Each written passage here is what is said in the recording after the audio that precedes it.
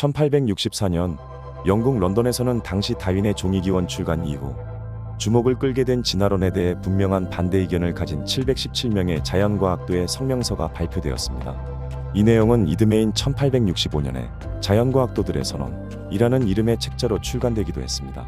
당시 빠르게 사람들의 관심과 인기를 끌던 진화론에 대해 과학자들이 마음을 합하여 자신의 이름을 밝히면서 공개적인 반대의 의견을 내었던 내용을 소개합니다. 현대 주류 과학으로 강력한 영향력을 끼치고 있는 진화론 시대를 살아가는 우리들에게 많은 생각을 하게 하리라 믿습니다.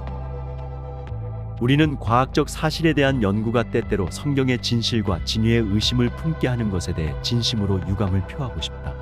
우리는 자연의 책에 기록된 하나님의 말씀과 성경에 기록된 하나님의 말씀이 아무리 다르게 보일지라도 서로 모순되는 것은 불가능하다고 생각한다.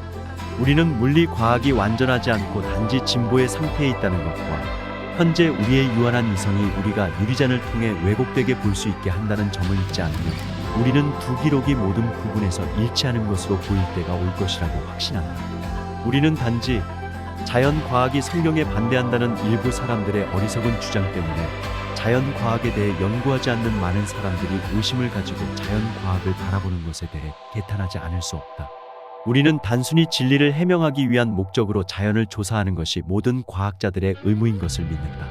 만약 그 조사 결과 중 일부가 하나님의 말씀과 모순되는 것으로 보일 때나 혹은 오히려 잘못되었을 수 있는 자신의 해석이 개입되었을 때 자신의 결론이 반드시 옳아야 하고 성경의 진술은 틀리다는 식으로 주제넘게 단언해서는 안 된다고 믿는다.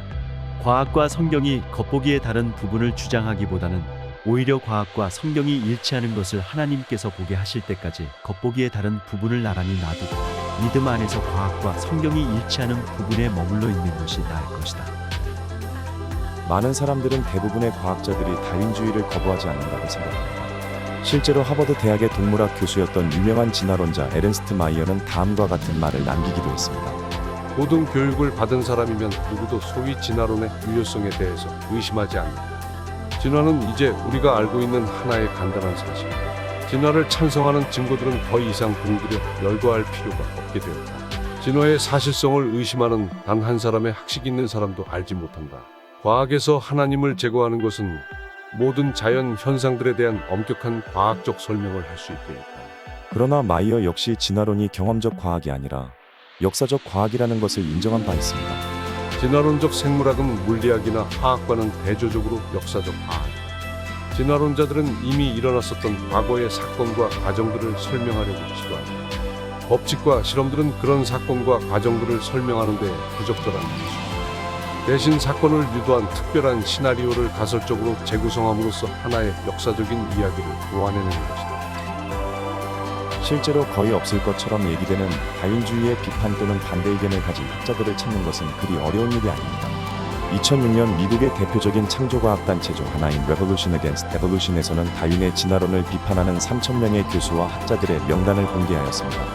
위의 명단은 해당 기사의 편집자가 알고 있는 창조론자, 진화론을 비판하는 조직에 참가한 사람들 또는 글이나 책을 쓴 사람들이며 일부만 출연한 것이라고 말합니다.